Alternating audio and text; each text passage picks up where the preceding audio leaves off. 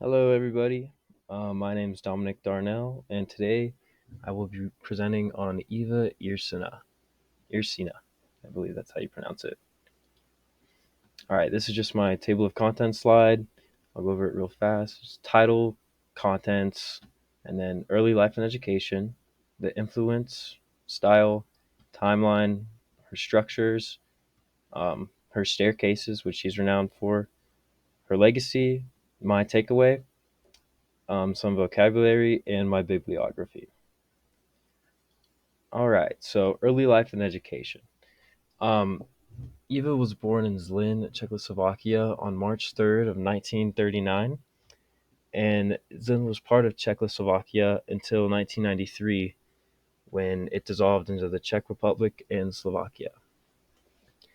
Because of, well, when she was born, she was heavily affected by World War II, and her family moved to Prague um, in 1943.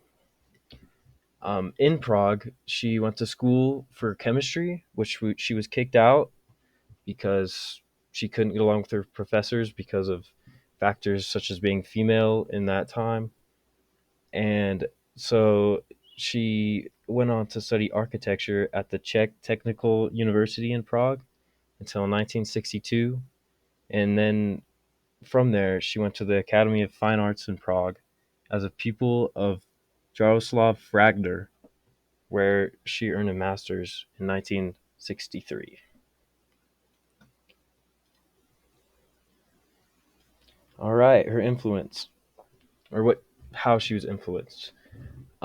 She was heavily associated, or Zlin was, where she was born, with functionalist architecture due to its development with the Bata Shoe Company, which her dad was an architect for the company, and their buildings emphasized efficiency, modernity, and simplicity, which you can see the picture on the top right. And post-war Czechoslovakia and communism brought prefabricated and utilitarian architecture to the community, which she stands in stark contrast to, like through her art and buildings, by emphasizing transparency, openness, and lightness. And then she was relocated to the UK, where she would further experiment with glass and steel. And when she was there, she worked with Richard Rogers, who introduced her to high tech architecture. And Richard Rogers is actually the main architect for the Lloyd's building. All right, Eva's style. Eva has a very modernist style, so like basic lines and shapes, prioritizing function first over all the decorations and ornamentation. It's pretty minimalist. Um, yeah, it's function, and the designs aren't very intricate. It's high tech, which she picked up from Robert in his Lloyd buildings when she was with him, which means it's focusing on the most modern technology and resources, everything like that. She really likes her natural lighting, so she incorporates glass a lot, allowing for a lot of natural light to seep into the builds and reflect light off of her staircases and everything like that. And because of the glass, it allows for her structures and her staircases to be very transparent, and it gives a sense of openness to the entire room because there's not a lot of clutter, and you can kind of just see right through. It's not very closed. All right, the timeline.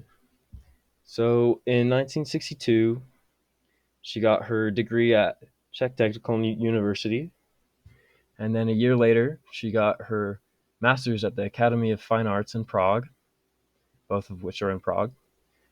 And then in 1979, she designed the glass staircase um, at Floyd's that she was working on with Robert, which was a major milestone in her career. and this established her reputation for innovative use of glass and steel. And then 1968, she got her citizenship revoked from Czechoslovakia, and she was stuck in the United Kingdom. So that's when she was exposed to Richard Rogers and the high tech everything. Oh, I kind of went backwards a little bit. Sorry. So yeah, so then she was exposed to high tech architecture and designed the glass staircase at Lloyd's of London with Robert. And then 1988 to 1990, she designed Joseph Atteguy's luxury fashion boutiques in London, Paris, and New York. And then 1994, she co-founded AI Design. That's her company. Well, split partnership with Peter Wagner, which expanded into public, cultural, and historic renovations. And then 1994 or 2001, she designed one of her biggest structures, the Prague Castle Orangery. And then 2007, sorry, I'm a little bit sick, but she designed the Zlin Congress Center,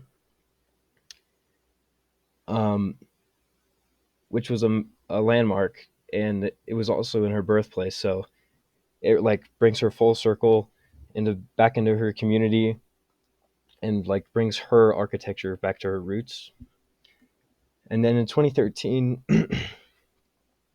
she was awarded the SEC Ministry of Culture Medal for her contributions to architecture, and won the Jane Drew Prize, which is like women in architectural fields. It's only one a year.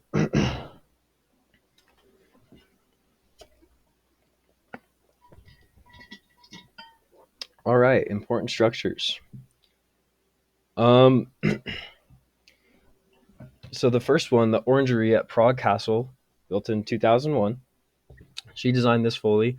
It's a greenhouse of sorts, which utilizes a lot of glass and steel. That's like her main two. She uses concrete or stone as well, but her main resources are glass and steel. And it was a long section extending from the Prague Castle, which allowed a lot of light to seep in for plants to grow. And it's kind of beautiful. The pictures inside as well. And then the Zling Congress Center, she finished that in 2011 back in her hometown. And that allowed for her community to, like, it really established a Czech architect. She's the main Czech architect. And it gave them somewhere to commune and all of that. And then Villa Prague, this is very recent, 2018. This was designed as just a home. And I just thought it looked really cool with all the windows allowing for light to seep in. It also has an awesome staircase. And yeah, you can really see the emphasis on steel and glass. All right, her staircases. So the first one, Somerset House in London. This one's located in the west wing of London's historic Somerset House. It's a striking helical staircase designed by Eva, and it was crafted from glass and stainless steel. And you can't see it from this photo, but it ascends 5 stories, creating a contemporary contrast with the neoclassical architecture of the building.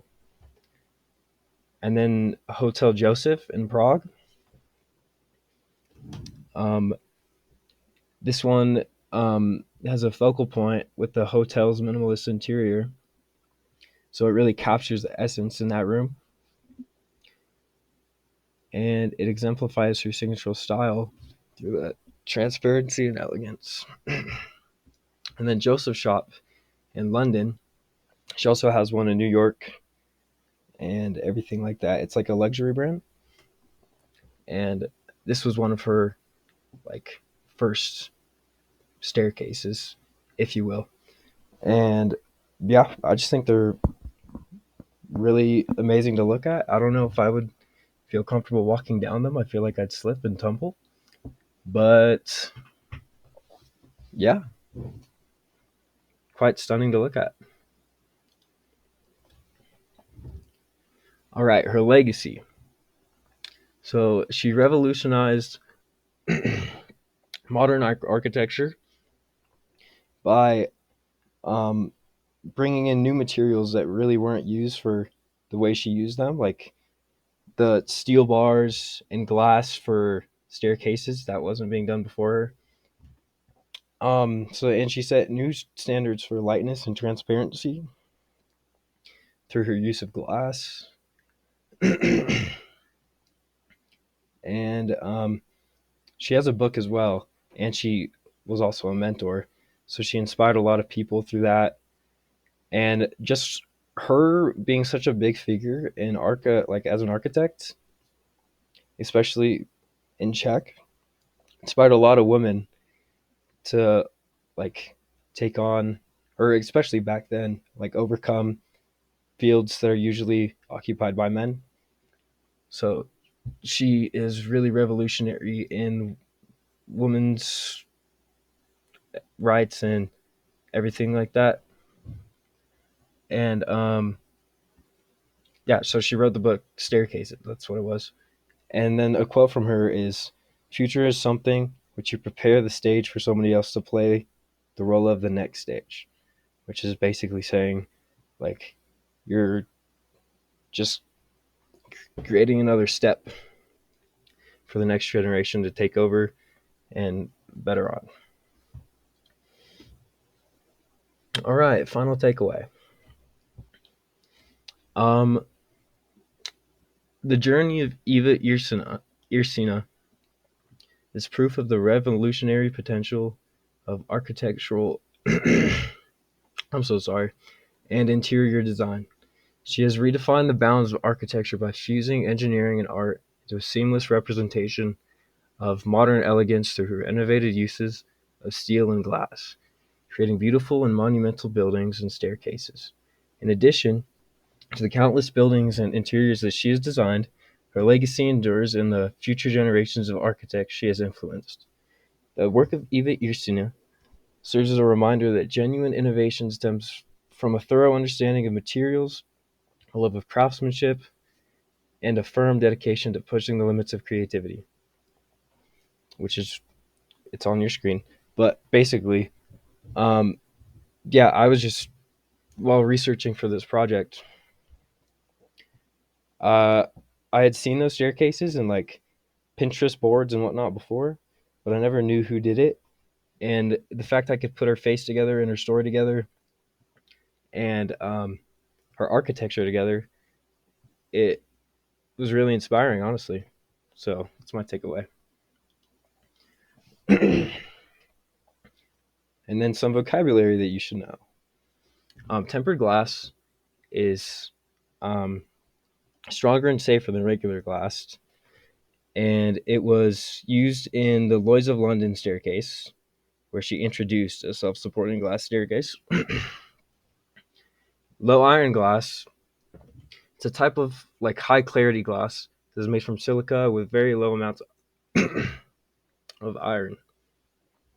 And the low amount of iron removes like the tint that you get that like doesn't allow all the light to go through. And that was used in Hotel Joseph for that staircase. And it brings like purity and openness to the environment.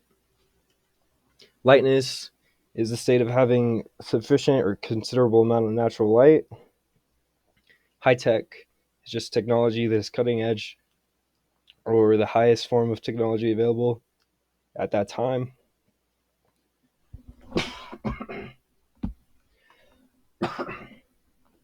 And minimalism is just using the bare essentials to create a simple and uncluttered space.